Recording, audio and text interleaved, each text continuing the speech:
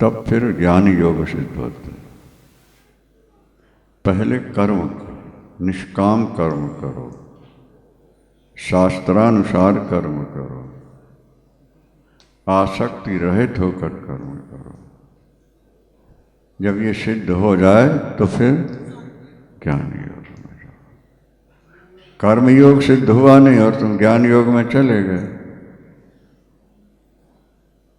तो आदि शंकराचार्य भगवान लिखते हैं, वृक्ष के नीचे रहते हैं, रात में रात्रु चिबुक समर्पित जानू, ठंड के कारण घुटनों में हाथ लगा के सिर रख के, दिन में सूर्य तापते हैं, सूर्य के, और रात में अग्नि ताप के गुजारा करते हैं। लेकिन फिर भी पैसे की आशा भी मरी नहीं है, वो चाहते हैं कुछ मिल जाए। क्या तदपि मुंचत आशा पाशा, फिर भी पाने की इच्छा मतलब है अभी कमी है,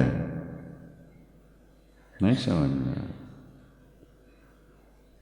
पूर्ण कर्म योग अगर सिद्ध हो चुका है आपको तो फिर ज्ञान योग में ज्यादा कठिनाई नहीं होगी। कर्म योग अभी आपका सिद्ध हुआ नहीं और आप ज्ञान योग में चले गए, वहां जाके फिर इस तरफ आ जाओ। अनेक बाबाओं को देखा जो अंत में बाबूजी बन के फिर रहने लगे। पहले बन गए बाबा जी, बाद में फिर हो गए बाबूजी। एक नहीं, अनेक अपने सामने की बात।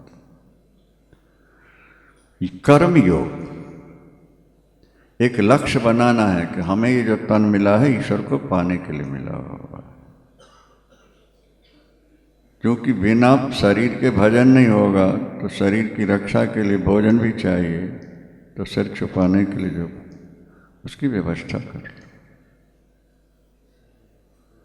भागवत में तो यहाँ तक लिखा, जितने से पेट भरता है उतना तुम्हारा है, बाकी तुम्हारे पास जो है देश का है, धर्म का है, दीनहीन गरीबों का है। अगर तुम उससे ज्यादा अपना मानते हो तो तुम चोर हो। ये भागवत के शब्द।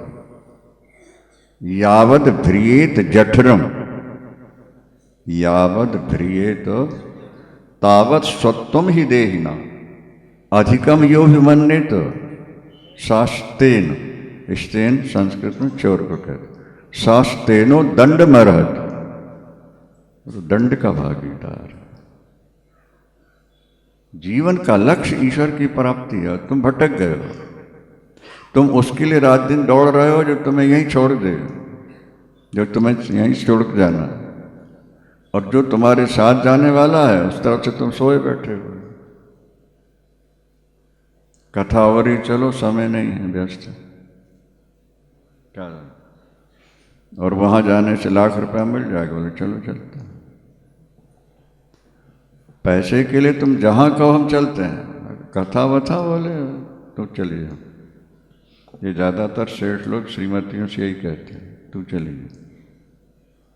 इनके पास समय नहीं, ये तो नोट बनाने की मशीन है, दिन रात नोट पैदा करते रहना है जीवन, और अंत में खत्म हो जाए। सत्संग करो, भजन करो, जो वस्तु यहीं छूट जानी है उसके लिए थोड़ा प्रयास करो, और जो साथ जाने वाले हैं उससे ज्यादा प्रयास करना। सद्गुरुदेव भगवान की।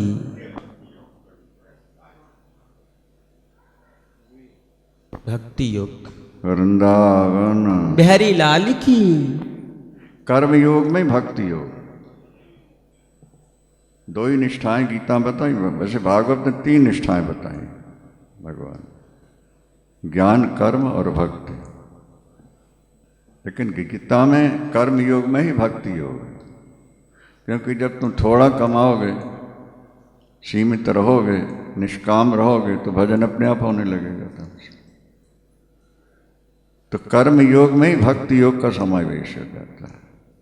तद्बुद्धयस्तदात्मान तन्निष्ठा तत्परायण गच्छन्त पुनरावृत्तिम ज्ञान निर्धूत कल्मषः। ज्ञानी अपने सारे पापों को यही, भक्त अपने पापों को ही, यथई धांसी समुद्योग्नि भस्मसात कुरुते अर्जुन ज्ञानाग्नि दग्ध कर्मण। जिसके जीवन में भक्ति या ज्ञान योग आ गया उसके सारे कर्म जल के राख हो जाते हैं। 3 आग हैं संसार में, क्या? विषयाग्नि, विरहाग्नि, ज्ञानाग्नि। कितने हो गए भाई? विषयाग्नि, विरहाग्नि, ज्ञान। एक से पुण्य जलते हैं, पाप बढ़ते जाते हैं। विषयाग्नि जो है ये पुण्य को जलाती है, पाप को बढ़ाती रहती है। प्रभु के प्यार की जो आग है विरहाग्नि कहलाती है, वो पापों को जला के राख कर देती। अथवा ज्ञानाग्नि दग्ध कर्मण, भगवान के वचन है। ज्ञान की अग्नि तुम्हारे जितने पाप आज तक हुए हैं, फिर ज्ञानी को कर्म करने की जरूरत ही नहीं पड़ती है। भगवान ने कहा योऽन्तः सुखोऽन्तरः रामः तथान्तर ज्योतिरेव स योगी ब्रह्मभूतोऽधिगच्छति।